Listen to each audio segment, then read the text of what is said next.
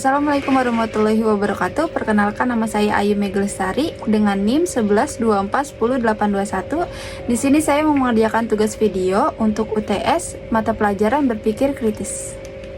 Oke, di sini saya mau berpendapat dan memberikan bukti-bukti konkret tentang suatu video yang berjudul Indonesia Gelap, Daftar Pabrik-pabrik yang Bangkrut Selama Era Prabowo. Oke, pada tahun 2025 ini Indonesia menghadapi gelombang penutupan pabrik besar sehingga menyebabkan pemutusan hubungan kerja atau PHK secara massal.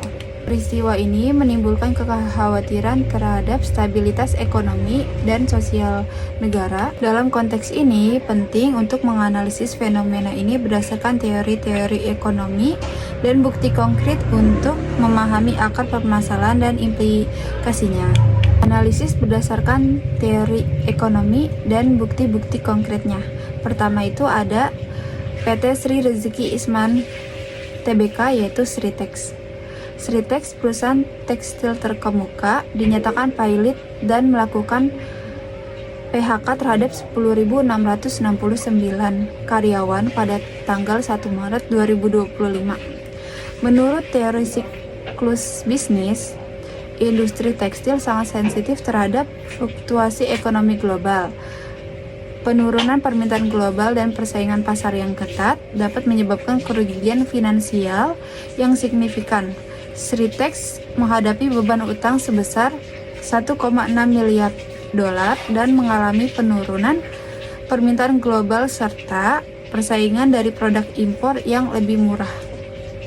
Kedua itu ada PT Sanken Indonesia. Pabrik Sanken di Cikarang akan ditutup pada Juni 2025 mengakibatkan sekitar 459 buruh terancam PHK. Teori restrukturisasi perusahaan menjelaskan bahwa perusahaan mungkin menutup unit yang tidak menguntungkan untuk mengalokasikan sumber daya ke area yang lebih menjanjikan. Dalam hal ini, Sanken memutuskan untuk memfokuskan produksi pada industri semikonduktor di Jepang. Tiga ada PT Gunbuster Nickel Industry atau GNI. GNI menghadapi ancaman penutupan karena kesulitan keuangan dan penundaan pembayaran kepada pemasok energi lokal. Teori ketergantungan global menunjukkan bahwa perusahaan yang sangat bergantung pada induk usaha atau pasar global rentan terhadap guncangan eksternal. Dalam kasus GNI, masalah yang dihadapi induk perusahaannya di Tiongkok berdampak langsung pada operasional di Indonesia. Keempat, yaitu Yamaha Music Manufacturing Indonesia. Yamaha mengumumkan penutupan dua pabriknya di Indonesia pada Maret dan Mei atau Juni 2025 mengakibatkan PHK terhadap sekitar 1.100 karyawannya. Menurut teori keunggulan kooperatif, perusahaan memindahkan produksi ke lokasi dengan biaya lebih rendah untuk meningkatkan efisiensi dan daya saing. Yamaha memutuskan untuk mengalihkan produksi ke negara lain yang dianggap lebih kompetitif. Analisis struktural Indonesia gelap dalam industri manufaktur. Kebangkrutan sejumlah pabrik besar menunjukkan bukan hanya krisis bisnis, tapi krisis struktural dalam ekonomi Indonesia. Fenomena ini menandakan lemahnya daya tahan industri nasional dalam menghadapi tekanan global dan kegagalan domestik dalam menyiapkan infrastruktur industri yang tangguh. Ada juga teori-teori yang menguatkan, yaitu seperti teori kreatif destruction Joseph Schumpeter. Schumpeter menjelaskan bahwa inovasi selalu membawa gelombang kreatif tapi destruktif. Teknologi baru menggantikan sistem lama dalam konteks ini. Sritex gagal mengadopsi digitalisasi dan efisiensi rantai pasok global. Yamaha tertekan oleh tren kendaraan listrik EV dan otomatisasi global. Fakta konkretnya itu, Sritex mencatat utang 1,5 miliar US dollar dan akhirnya dinyatakan pailit pada Januari 2024. Yamaha Indonesia menutup 2 pabrik karena produksi dipindah ke lokasi yang lebih kompetitif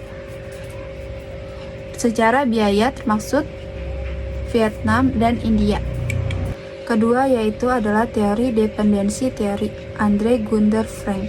Teori ini menyatakan negara-negara berkembang selalu dalam posisi rentan karena ketergantungan pada modal dan teknologi dari negara maju. Indonesia menjadi pasar dan lokasi produk murah, tapi tidak mengontrol arah ekonominya.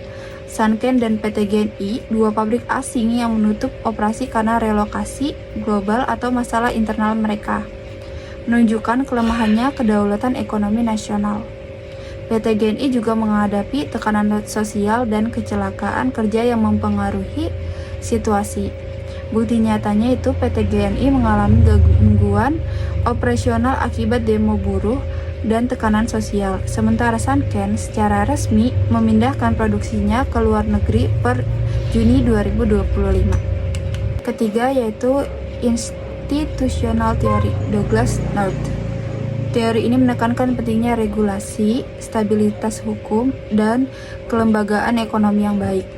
Tanpa itu, perusahaan tak bisa bertahan dan investor juga tidak bisa bertahan. Indonesia mengalami inkonsistensi regulasi industri. Tidak adanya insentif nyata atau perlindungan bagi sektor manufaktur, padat karya seperti tekstil dan otomotif. Contoh konkretnya yaitu pemerintah tidak menyelamatkan Sritex meskipun 50.000 pekerja terdampak. Tidak ada perlindungan strategis untuk industri manufaktur seperti dilakukan di Korea Selatan atau di Jerman. Keempat, teori supply side economics Arthur Laver. Teori ini menekankan perlunya insentif pajak dan kemudahan usaha dan penguatan sisi produksi agar industri bertumbuh. Namun Indonesia justru membebani industri dengan pajak tinggi tanpa kepastian manfaatnya langsung, biaya logistik tinggi karena infrastruktur pelabuhan dan jalan industri tidak merata, regulasi perburuhan yang tumpang tindih dan sering berubah. Data nyatanya itu menurut World Bank Ease of Doing Business 2023, Indonesia turun ke peringkat 77 karena birokrasi yang berbelit, khususnya di sektor industri. Oke, yang kelima, ada Political Economic Theory Karl Polanyi. Polanyi menyatakan bahwa ekonomi tidak bisa dilepaskan dari konteks sosial dan politik. Ketika politik tersebut mendikte ekonomi tanpa memperhatikan struktur sosial, hasilnya adalah keruntuhan sosial ekonomi. Di bawah pemerintahan dengan orientasi militeristik dan sentralisasi seperti era Prabowo, keputusan ekonomi terjadi terlalu terpusat dan tidak adaptif. Kurangnya dialog industri buruh juga memperburuk hubungan industrial seperti kasus PT GNI yang sempat memicu bentrokan berdarah. Fakta konkretnya yaitu demo besar di PT GNI berakhir ricuh dengan korban jiwa akibat buruknya sistem keselamatan kerja dan manajemen konflik yang buruk. Oke, penalaran strategis apa yang salah secara sistematik. 1. Itu terlalu fokus pada proyek besar. Pemerintah lebih fokus pada mega proyek seperti IKN, kereta cepat, dan alutsista, namun abai pada sektor real, pabrik, petani, dan lain-lain. Kedua, abai pada pembangunan berbasis manusia atau SDM.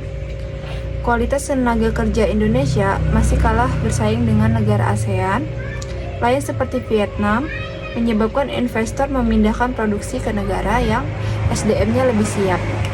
3. Tidak adanya visi industrialisasi jangka panjang. Indonesia belum memiliki roadmap serius untuk transformasi industri menuju otomatisasi, digitalisasi, dan keberlanjutan green industry. Indonesia gelap adalah krisis multidimensi.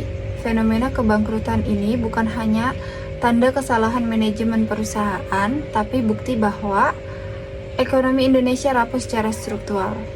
Pemerintah belum serius membangun industri berkelanjutan Sistem ketenagakerjaan dan investasi masih belum sehat.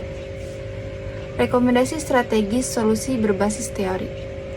1. Implementasi industrial upgrading policy seperti Korea Selatan dan Taiwan. Pemerintah harus bantu transformasi industri ke teknologi tinggi. 2.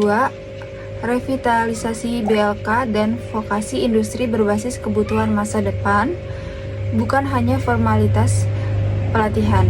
3. Reformasi insentif fiskal dan regulasi untuk menarik investor dan mempertahankan manufaktur nasional.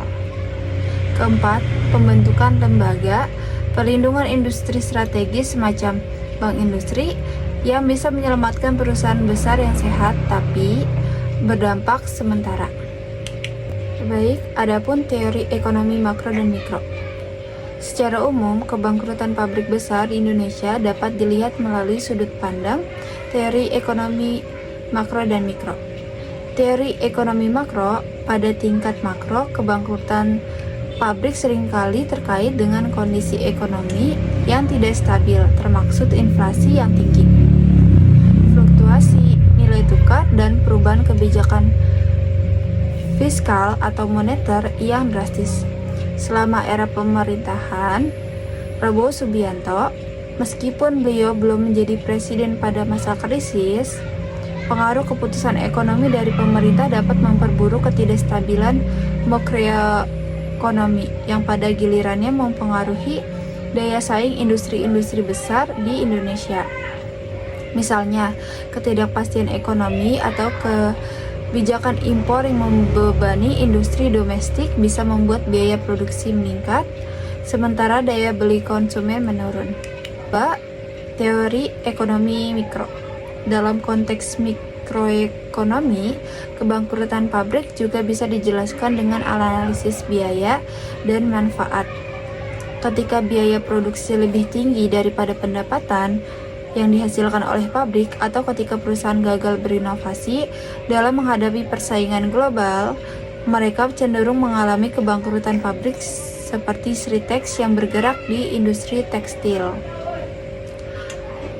Misalnya, menghadapi tantangan globalisasi yang membawa masuk barang-barang impor dengan harga yang lebih murah yang membuat perusahaan-perusahaan lokal kesulitan mempertahankan pangsa pasar mereka. Selanjutnya ada manajemen perusahaan dan pengaruh kebijakan. Kebangkrutan pabrik-pabrik besar seperti Sanken, PT GNI, dan Yamaha tidak hanya dipengaruhi oleh faktor eksternal tetapi juga oleh kebijakan manajerial internal yang diterapkan oleh perusahaan-perusahaan tersebut. 1. Teori manajemen. Dalam konteks manajemen, banyak perusahaan yang gagal karena kurangnya adaptasi terhadap perubahan pasar. Teori manajerial klasik, misalnya teori Fayol, menyarankan pentingnya perencanaan yang matang dan koordinasi yang efektif dalam perusahaan.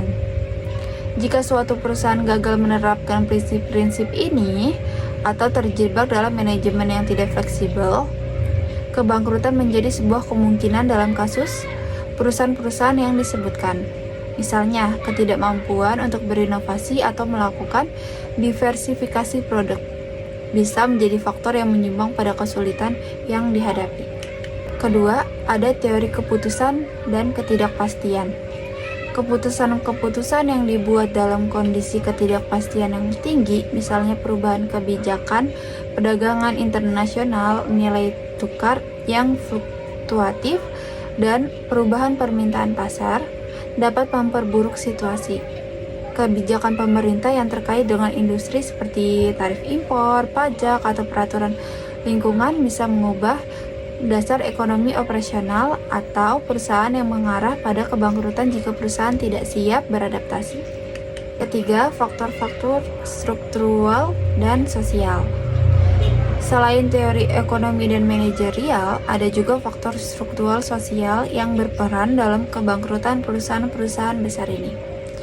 Pertama, ketidakmampuan bersaing di pasar global. Dalam era globalisasi, pabrik-pabrik di Indonesia seperti Sritex dan Yamaha menghadapi tantangan besar dalam bersaing dengan produsen dari negara lain yang memiliki biaya produksi lebih rendah atau teknologi yang lebih maju.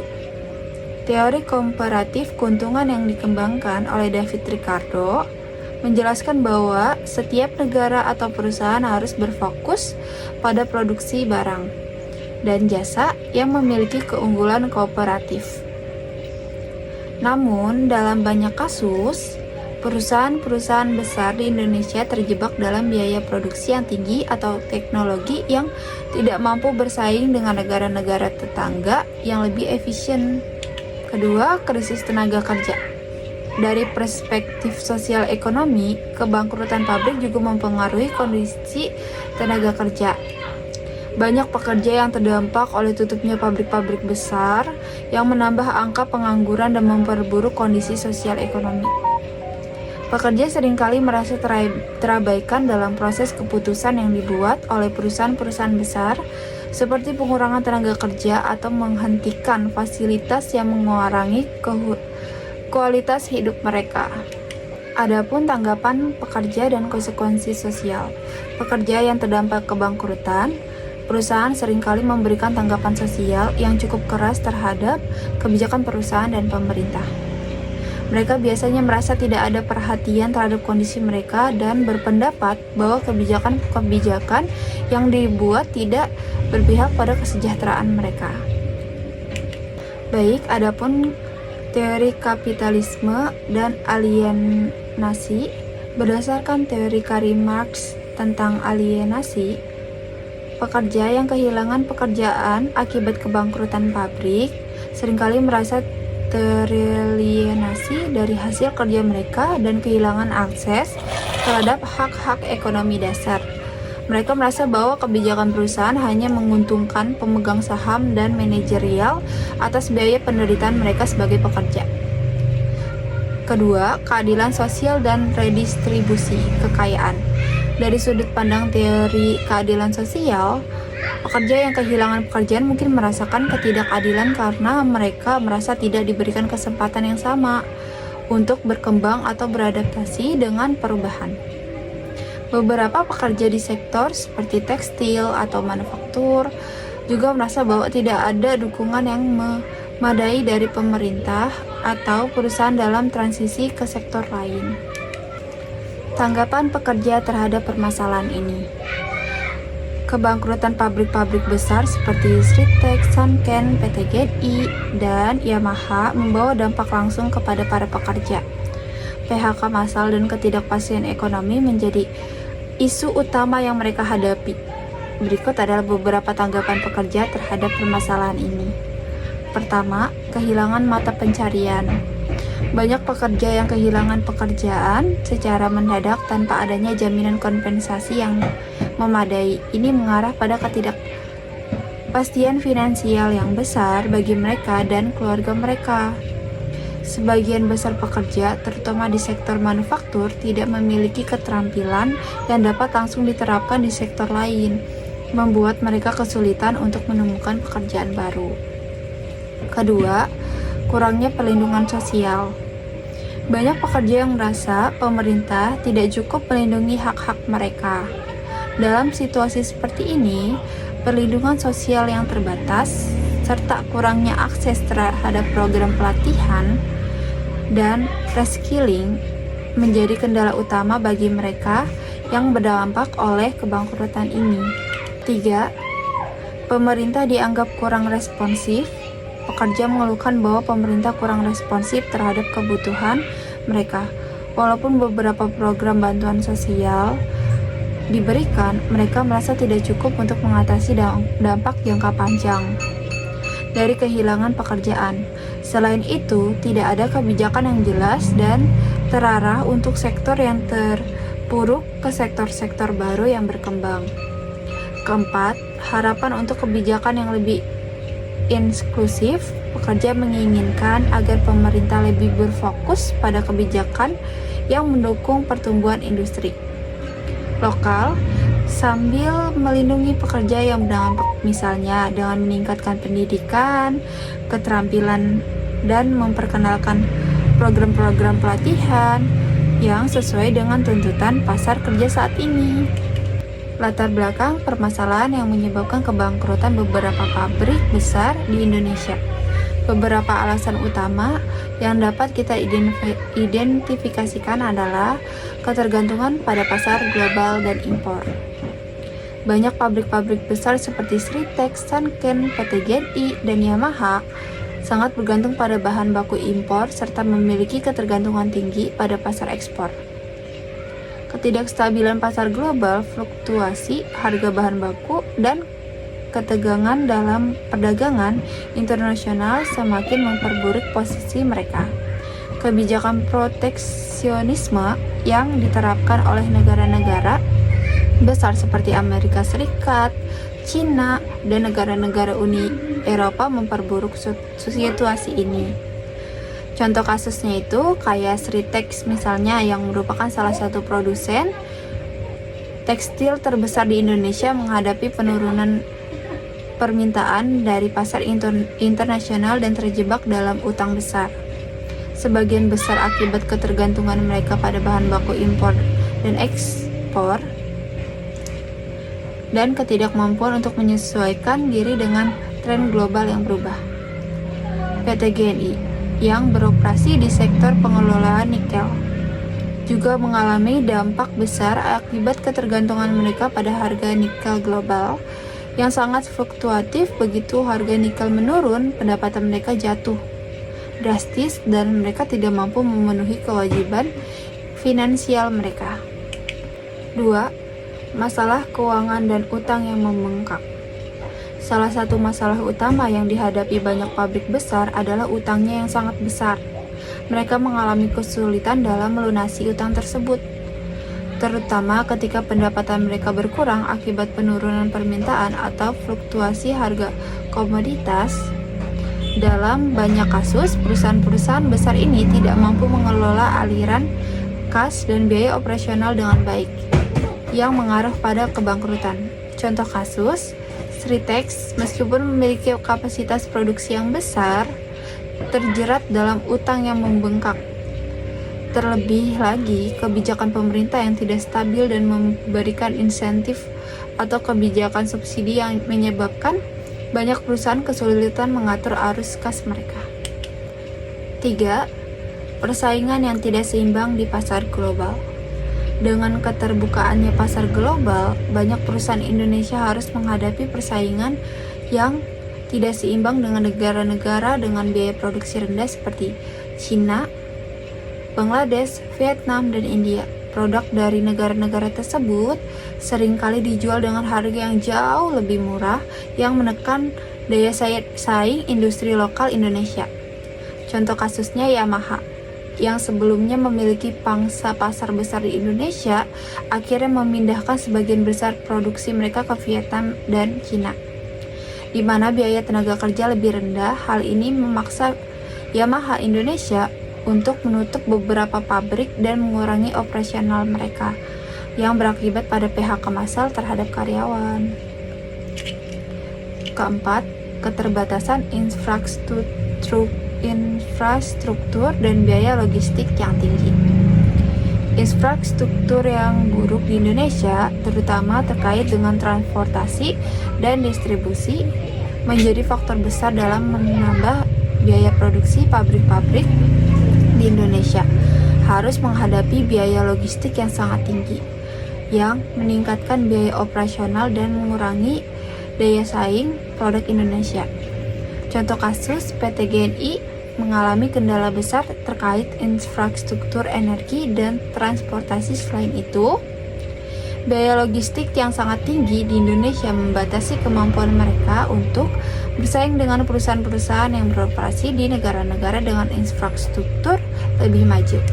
Baik, kesimpulannya yaitu fenomena gelapnya industri Indonesia pada tahun 2025 dengan penutupan pabrik besar seperti Sritex, Sanken, PT GNI, dan Yamaha mencerminkan krisis struktural yang disebabkan oleh faktor-faktor internal dan eksternal.